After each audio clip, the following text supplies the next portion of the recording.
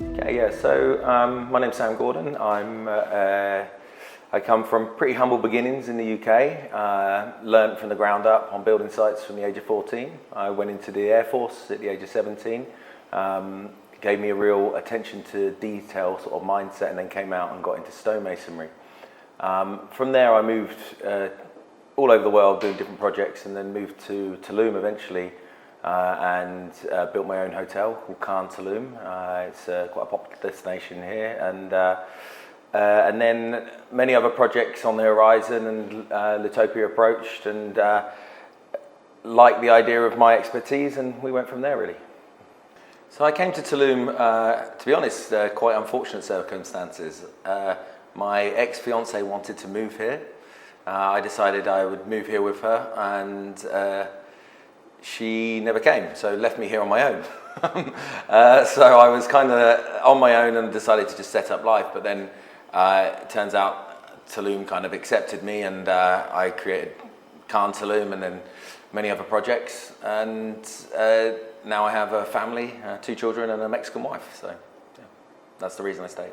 Your relationship to the area and construction kind of changes. You build for a more of a permanent place for your children to be in the future. You're not just building for the sake of building, just to turn over numbers, because you make this your home. Okay, the hands-on background. In modern builds, these days, everyone comes out of school. The site decisions that have to be made on the spot to keep the build going, to understand timing, to understand what the finish needs to really look like in comparative to what a render is. All due respect to most construction managers these days, or most people in construction, they all come from either a real estate background or they've studied in school. Without the site experience, you don't really know what's going on site.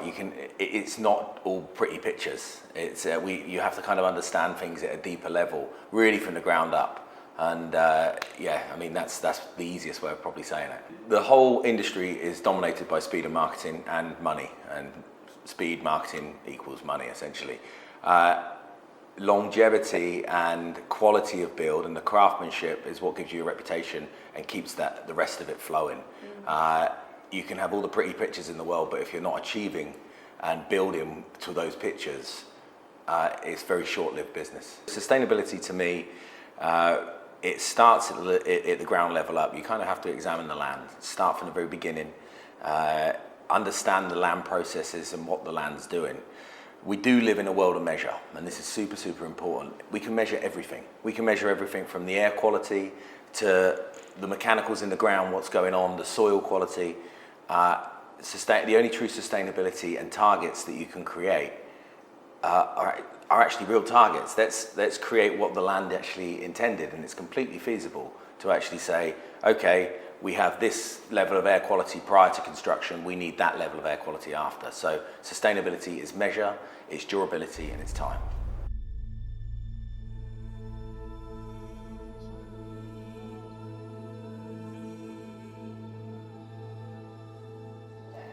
Love for the area, love for Tulum, respect for the land.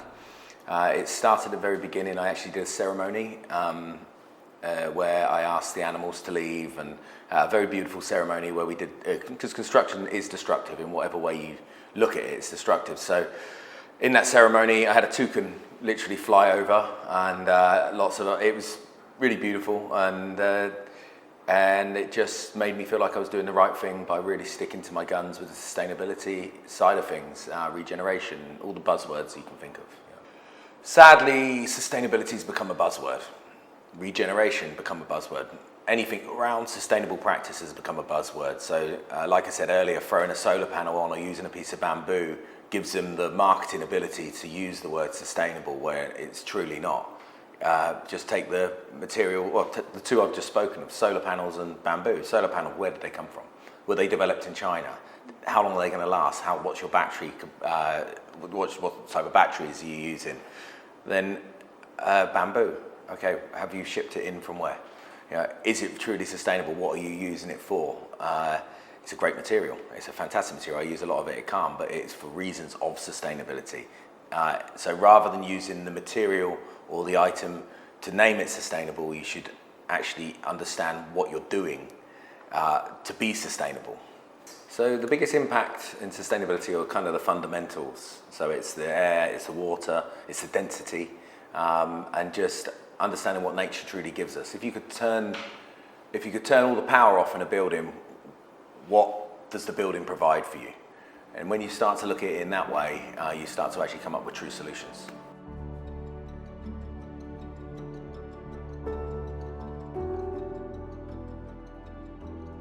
To be honest, for me it has an adverse effect now. I know, that's why the sustainable sound thing was my Instagram handle for a long time, and it's not now because of that reason. You know, so it's because it's you say it's almost looked at negatively. Sustainability is even the word itself. What does it truly mean? You know, you're sustainable. What are you sustainable to? Growing up, sustainability in my mind was always being able to sustain yourself. So it's finance. You know, you're sustainable to yourself. It's financially stable. Now it started to be used in construction. It started to be used in the world of eco developing, if you like, and then everyone jumped on it because, like we said, you can throw a piece of bamboo on it or put a solar panel on and then say, oh, it's sustainable. And to the layman, the average person that doesn't know about construction, they really feel like they're doing good by buying these products. They feel like they're giving back in a way. Okay, yeah, well, we want to buy a house, great. Okay, we should look at something sustainable. We're saving the planet. Oh, well, that's got bamboo. Yeah, that's literally what it's like, the box ticking exercise that builders kind of utilize and market on. So, for Khan, I got my bamboo, majority of it from Bacalar. We did run out. They couldn't produce enough because I've got a lot, and we got it from Veracruz. At least it was still in Mexico. You've got to look at where it travels from and then what the bamboo is used for. For me, it's to create a climate cooler, something we created which wraps the buildings, which eventually will hold plants as the vines grow, which will then reduce carbon and send out oxygen. And so it's sustainable as a model. That material has a model behind it. It's not just, here's a solar panel, here's a piece of bamboo. The Caribbean is incredibly unforgiving. Heat, sun, humidity, salt, insects, they all play their factor. And if you have normal European standards or ideas, they don't necessarily work here. Bioclimatic architecture, when done well, it's almost invisible. You don't feel it, you don't see it, it's just there. So, like we spoke of earlier, the crosswind ventilation, the utilizing nature as part of the design and fitting into nature as part of the design, it just feels like it's been there forever. Airflow within a building, obviously having the natural airflow is so important in an area like this because humidity, using crosswind ventilation is imperative. You have to do it. If you don't, you're just going to be stuck in air-conditioned holes forever. So the orientation of a house, naturally, coming from the UK, we want to build south-facing. Here we avoid building south-facing because the sun heats everything up, and we need shade, which is we need shade to keep the buildings cool, to keep our electricity consumption down, and make everything feel more natural. Okay, my main non-negotiables is preservation of the jungle. So understanding the jungle, first of all, what trees we're cutting down, what trees we're moving, transplanting trees, super important, no clear cutting. I make this very clear in any of the construction projects that I do. I do not get involved in clear cutting the jungle. How can you call yourself sustainable from the very beginning when you walk in and take down a tree that's 200 years old? And put a building up that's a year old. It kind of, it doesn't matter how sustainable you are, you're not sustainable. Now, can you move that tree? Yes. In my opinion, yes, you can transplant the tree, you can make the effort to do so and still have that sustainable ideas and ideology around it. So that's number one, non-negotiable for me. Number two, water systems. Water systems, we're in such a delicate area. With all the cenotes around us, if the water systems are not on point, what we're putting out, what we're bringing in, then we're polluting what's below us, and the whole reason people want to be in this area. is for the beautiful Caribbean Sea and the cenote system. So why pollute them? So number 2, non-negotiable. Number 3 is local materials. You know, why import materials? There's beautiful, amazing materials here. Why look all over the world to bring in stuff from all over the world?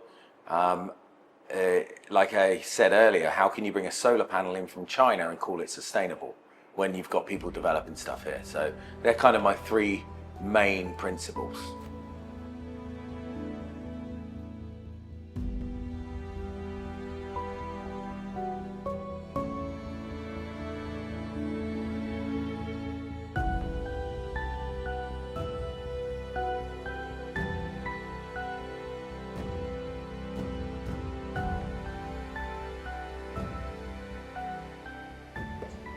Okay, with Michael Gill, I've known him for quite a few years now.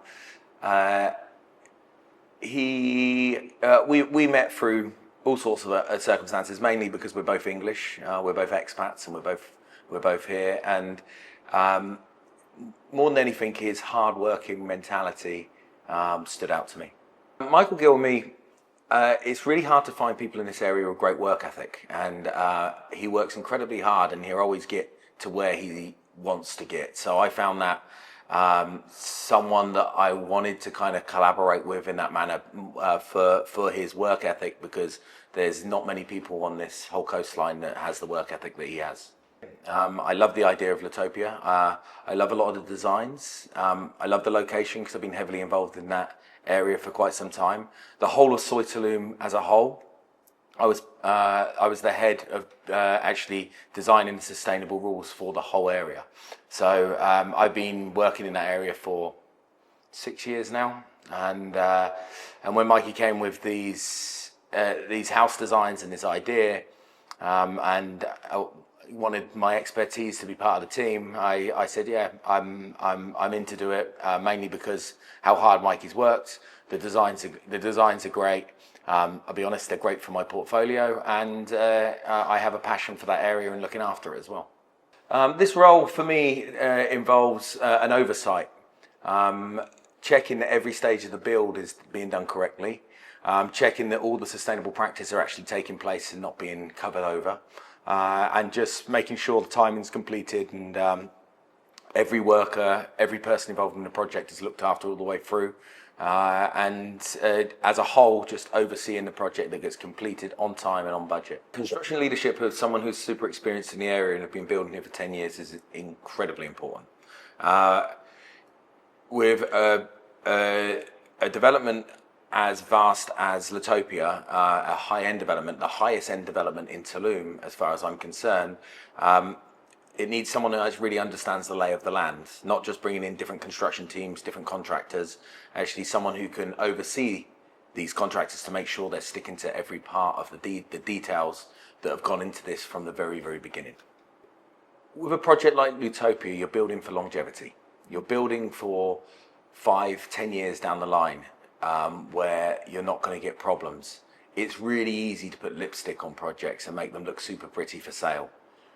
But what's the project going to look like in 5 years? How is the project going to last? Are things going to fall apart? And what do we do to prevent that? For me, the best answer to that question is longevity, and the projects standing the test of time.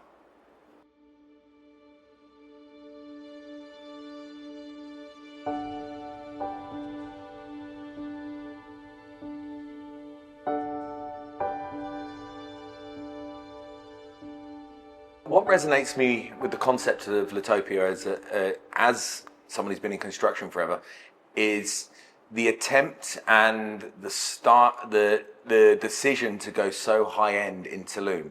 Everyone sticks to a certain group of design concepts, if you like. They have shakun walls. They have it's just cheap, nasty building, in my opinion. So for someone to step outside the box and actually say, okay, we're going to put real finishes, we're going to spend money on the right things, we're actually going to have decent budgets to construct rather than trying to get it done as cheap as possible with the cheapest materials. The biggest decisions were around construction that sets Lutopia apart from everyone else is the pre-planning.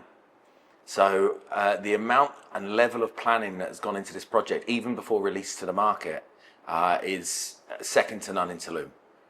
For me, it's incredibly impressive to see the level of planning and the level of people that have come into this project to work together. It's a little bit of an all-star team for Tulum, so that's very impressive for me. There's many aspects that the general buyer won't see that needs to be looked after. So this is why having someone like myself as construction director, looking at every stage, understanding every stage, working with the builders at every stage, because something that essentially could be hidden within a wall could come up in 5-6 years time. So we're looking for kind of maintenance, as little maintenance as possible in the future, as little callbacks as possible, as little problems as possible. So we're really focusing on every stage. In builds, many builds that I've seen in Tulum, each stage is not monitored, and then it's just kind of an approach where it's like putting lipstick on the end and just trying to make the finish look good. If you have a sub wall which is 10 millimeters out of level, and then you're trying to put a finish which is only going to be 3 millimeters thick but make it level, you're going to have a finish which is too thick, eventually it will crack. Something as simple as that happens all the time in Tulum, but if we can be checking at every stage, understand every stage, and go through a snag process at every stage, so the builder is kept on point every stage and every trade is working to tolerances which we're laying out. I don't think it's so much about materials. I think it's more a case of how the house is built.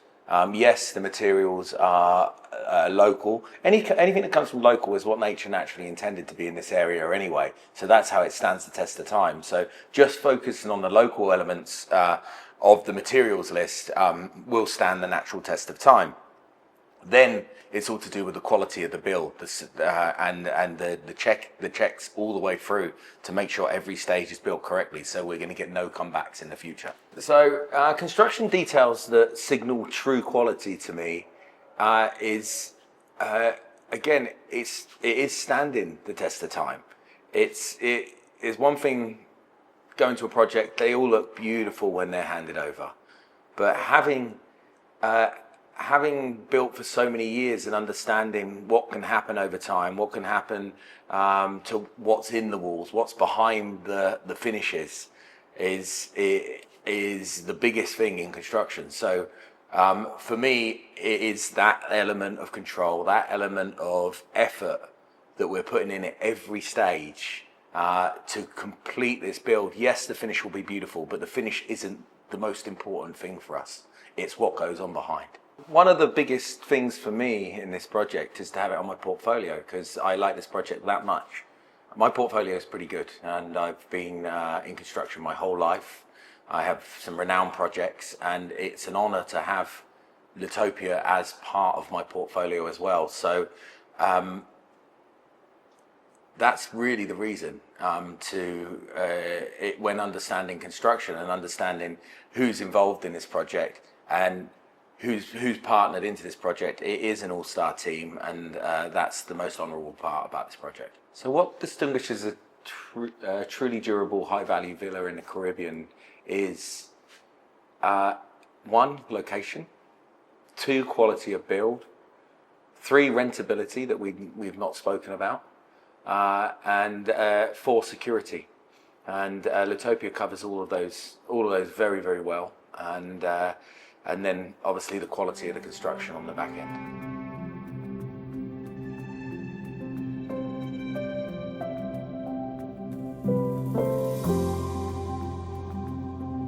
Okay, working with different architects and designers all around the world, I'm always really heavily involved in the design process. When you take on a project that one, either you're designing to you're constructing, you have to work side by side with the architect. You have to understand the project in full detail so you can actually produce the project on site. So working alongside the architects, holding their vision, understanding exactly every element that they wanted to create, but also putting forward ideas with the site experience side of things to bring it all together so we create exactly what the customers, one, are purchasing, and two, what the architect envisioned in the first place. To build author design villas is basically, the villa idea starts with a story. It starts with creating a dialogue around the villa, what the villa actually stands for and means. And when you start to do that, you build a picture in your head, and then the design kind of comes after the picture, and then it works right through into translating it from an idea to a page to the construction on site. It's the process which kind of determines the author does author style design villas. So the whole process and the outcome is always so much nicer. That comes from a story and an idea, goes down onto paper, and then the process of the build, because all the way through you're thinking and working with the initial idea, the initial thought. If I had to define TOPIA's construction and development in one process, it will be architecture that respects time. The legacy I'd like to leave with all my projects, and then TOPIA being one of them, and it's always been the same, is something my children can be proud of. Something that they can walk past, own, show their children in the future, and say, my dad, granddad built that, and to be proud.